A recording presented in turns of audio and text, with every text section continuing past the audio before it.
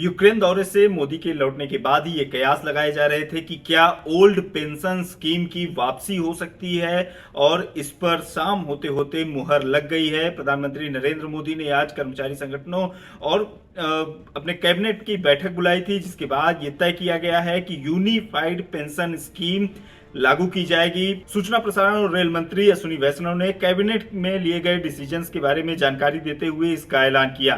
क्या है unified pension scheme, इसके बारे में बता रहे हैं मंत्री अश्विनी वैष्णव। और आज प्रधानमंत्री श्री नरेंद्र मोदी जी की अध्यक्षता में यूनियन कैबिनेट ने यूनिफाइड पेंशन स्कीम को अप्रूव किया है, इसको अनुमोदित किया है और ये स्कीम अभी आने वाले समय में लागू होगी। इस स्कीम के 5 पिलर्स हैं। सबसे इंपॉर्टेंट विषय था कर्मचारियों की तरफ से कि हमें अश्योर्ड अमाउंट एक चाहिए, जो बहुत लॉजिकल और वाजिब रिक्वायरमेंट था।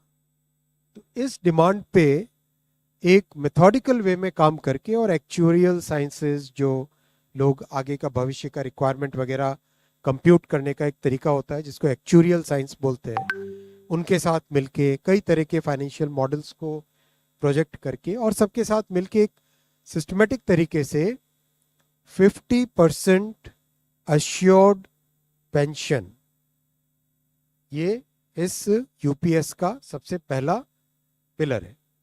इसकी डिटेलिंग देखनी चाहिए हमें। जो ये अमाउंट मिलेगा वो रिटायरमेंट से पहले के 12 महीनों की एवरेज बेसिक पे का 50% होगा।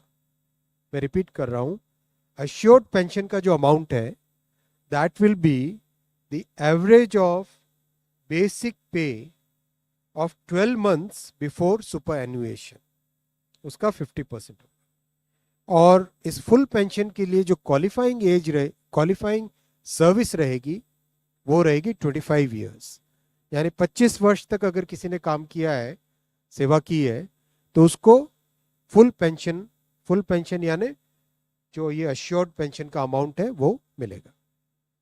25 साल से अगर कम है लेकिन 10 साल से ज्यादा है तो उसमें प्रोपोर्शनेट पेंशन रहेगी, प्रो रेटा वो पेंशन का अमाउंट बनेगा। जो कभी किसी कर्मचारी की डेथ हो जाए तो फैमिली पेंशन एक बहुत बड़ा, स्पाउस के लिए ये बहुत बड़ी एम्प्लॉयज की एक रिक्वायरमेंट थी, डिमांड थी। तो सेकंड पिलर इस यूपीएस का है अश्योर्ड फैमिली पेंशन। किसी भी कर्मचारी के डिमाइज से पहले, इमीडिएटली पहले जो पेंशन थी, अमाउंट था, उसका 60% मिलेगा एम्प्लॉय के, डिसीज्ड एम्प्लॉय के स्पाउस को। ये सेकंड पिलर है। थर्ड पिलर है अश्योर्ड मिनिमम पेंशन।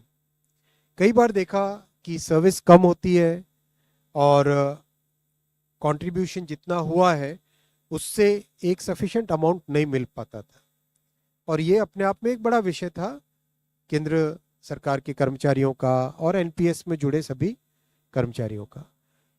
इसीलिए एक minimum assured pension, assured minimum pension 10,000 rupees per month, वो इसमें यूपीएस में थर्ड पिलर ये रखा गया है। इसके साथ आगे वाले पॉइंट को जोड़ के करेंगे तो अगर डीएनएस रिलीफ यानी महंगाई से रिलेटेड रिलीफ जो मिलेगी तो वो आज की तारीख में होते होते करीब करीब 15,000 रुपये पर मंथ हो जाती है, which is a substantial relief part of this entire pension system. Fourth pillar है इन्फ्लेशन के साथ इंडेक्सेशन।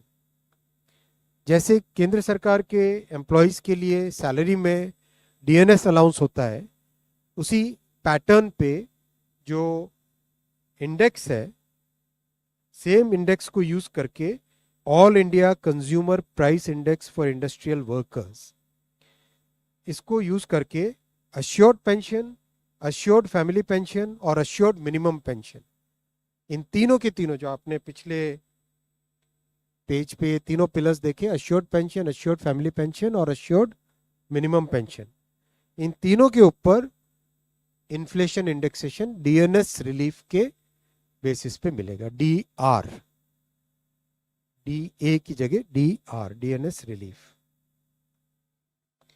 पांचवा पिलर है इस स्कीम का lump sum payment at superannuation in addition to ग्रेजुइटी।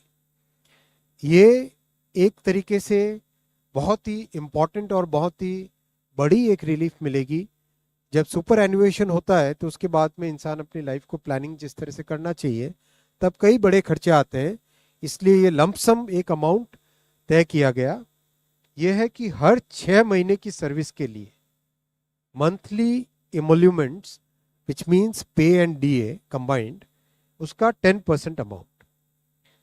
तो ये एक अपने आप में सब्सटैंशियल एक अमाउंट रह जाएगा। जैसे मान लीजिए किसी का 30 इयर्स की सेवा है तो उसमें करीब करीब 6 महीने की सैलरी, समनाथन साहब दैट्स करेक्ट ना, करीब करीब 6, तो उसको 6 महीने की इमोल्यूमेंट्स जो उसकी रहेगी पे प्लस DA मिला के वो एक लमसम अमाउंट की तरह मिलेगा। ये 5 पिलर्स को लेके आज यूनिफाइड पेंशन स्कीम अप्रूव हुई है। ये स्कीम केंद्र सरकार के करीब 23 लाख कर्मचारी, करीब 23 लाख एम्प्लॉयज हैं। ओल्ड पेंशन स्कीम को लेकर चुनावों में काफी विपक्ष की ओर से मुद्दा उठाया जाता रहा। ये ओल्ड पेंशन स्कीम को लेकर उत्तर प्रदेश में, राजस्थान में, तमाम राज्यों में मुद्दा बनाया गया इसको। इसके आधार पर चुनाव लड़े जा रहे थे और लोकसभा चुनाव के बाद ये माना जा रहा था सरकार इसको लेकर कुछ फैसला कर सकती है। और अब नरेंद्र मोदी सरकार यूनिफाइड पेंशन स्कीम लेकर आई है। इसके तहत अलग अलग जो 5 पॉइंट्स में केंद्रीय कर्मचारियों के लिए जो व्यवस्था की गई है उसके बारे में केंद्रीय मंत्री अश्विनी वैष्णव ने आपको बताया। इस पेंशन स्कीम के बारे में आपकी क्या राय है, कमेंट बॉक्स में हमें जरूर बताएं। बने रहिए लोकमत हिंदी के साथ।